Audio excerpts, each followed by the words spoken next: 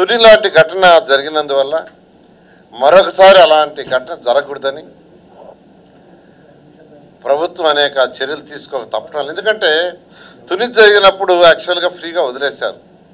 ఎందుకంటే వాళ్ళు అన్నారు ఎవరికి ఇబ్బంది లేకుండా ఇటువంటి అరాచక సంఘటనలు జరగకుండా చేస్తామని. కానీ మీకు తెలుసు రైళ్లను తగలబెట్టారు, పోలీస్ స్టేషన్ తగలబెట్టారు, తర్వాత బస్సులు తగలబెట్టారు.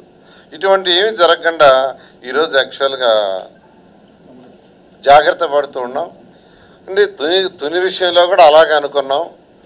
అయితే అరాచక శక్తులు కొన్ని ఎంటర్ అయినాయి. ఇప్పుడు ఆల్రెడీ వచ్చిన ఇంటెలిజెన్స్ రిపోర్ట్లో ఇక్కడ కొన్ని అరాచక శక్తులు ఎంటర్ కాబోతున్నాయి, విధ్వంసాలు సృష్టించబోతున్నాయని. అందుకని పోలీస్ డిపార్ట్మెంటు వాళ్ళు ఎలా చేయాలో ఆ విధంగా they are doing their job.